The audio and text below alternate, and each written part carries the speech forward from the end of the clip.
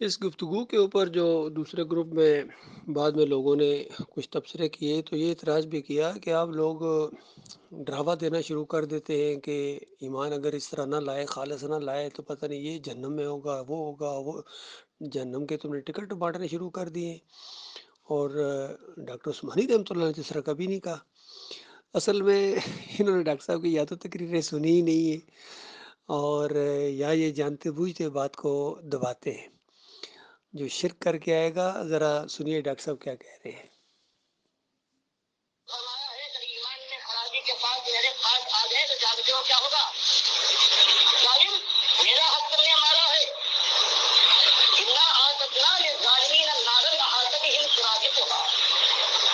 پھر اب یہ حال ہوگا کہ نمازیوں بڑی نمازیں پڑھی ہیں، تہجد گزار بھی تھے، حاجی کہلاتے تھے، لیکن ایمان کی خرابی کے ساتھ آئے ہو تو ظالم، میرا حق چاہے تم نے ایک حق مارا ہو یا آدھا، تو یاد رکھو ایسی تمہارے لیے میں نے آپ کی چادریں قناتیں تیار کر رکھی ہیں کہ چاروں طرف سے لیتے ہیں۔ وہی اب تبھی اور جب کلیجہ پھک جائے گا تو یہ چوہے میں فریاد کریں گے، استغاثہ ان کا ہوگا فریاد رسی کے لیے۔ اللہ فرماتا ہے یغاثو، ہم ان کی فریاد رسی کریں گے، لیکن کس طرح سے؟ یغاثو بالماء کالمہل، ایسا پانی ہم ان کو پلائیں گے جب پیئیں گے یہ ظالم مشرک کافر ایمان کے ساتھ دغا کرنے والے دنیا دار، ایمان کی بات سے سمجھ جانے والے، فضائی کا ذکر کرنے والے، نمازیں ان سے پڑھوانے والے جن کے لیے اللہ فرماتا ہے ان پر نماز فرض نہیں، ان الصلاۃ کانت علی المؤمنین کتابا موقوتا۔ مالک فرماتا ہے ہم نے نماز ہر ایک پر فرض نہیں کی ہے، ہم نے تو صرف اس ایماندار کے اوپر جس کے ایمان میں کوئی خلل نہیں ہے، بالکل خالص ہے، اس کے لیے 5 وقت کی نماز پڑھی۔ یا ایھا الذین آمنوا کتب علیکم الصیام، اے ایمانداروں سچے تم پر روزہ فرض کیا ہے، ہم نے ہر ایک کو مکلف نہیں بنایا ہے۔ ان کے لیے دوسرے جو ہے ان کے لیے جہنم کی آگ ہے۔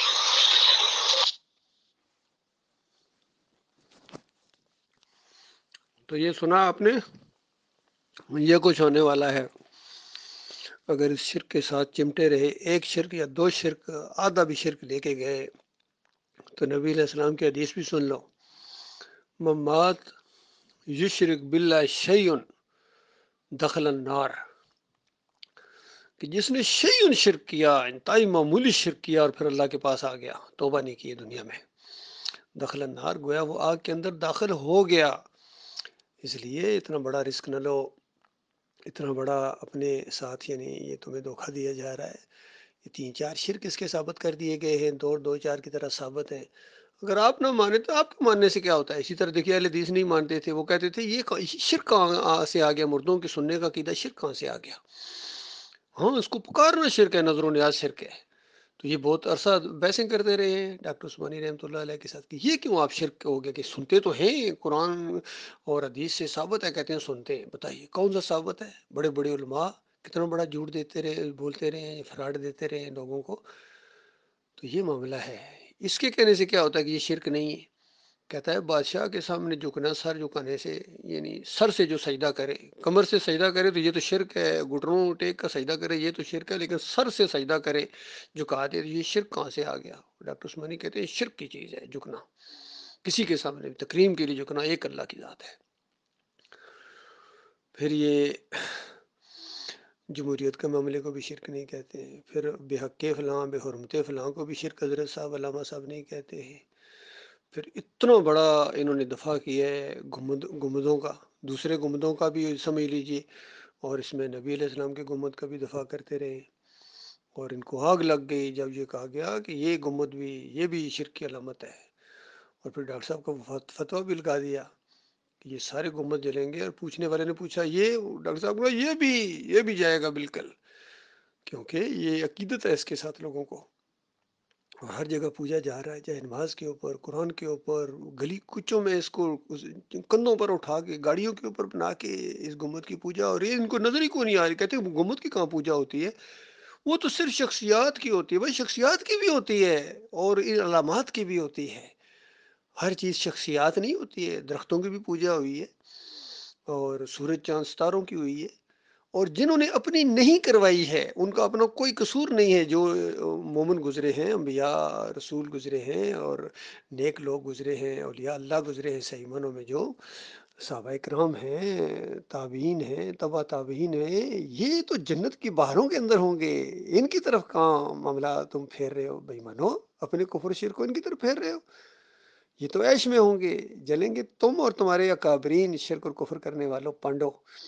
اور مولویوں اور پیرو، تمہارے اکابرین جنہوں نے یہ شرک پھیلایا ہے، اور جن چیزوں کی انہوں نے خود بنا کے مورتیاں بنا کے، یہ مورتیاں بھی وہاں جلیں گی، یہ تصویریں بھی وہاں جلیں گی، اور یہ سارے گنبد جائیں گے، کوئی ایک گنبد بھی باقی نہیں بچے گا، یاد رکھیے، جو کہتا نہیں ایک بچے گا اور ایک گنبد بچ جائے گا تو وہ استثنائی معاملہ نکال رہا ہے کفر شرک کے لیے،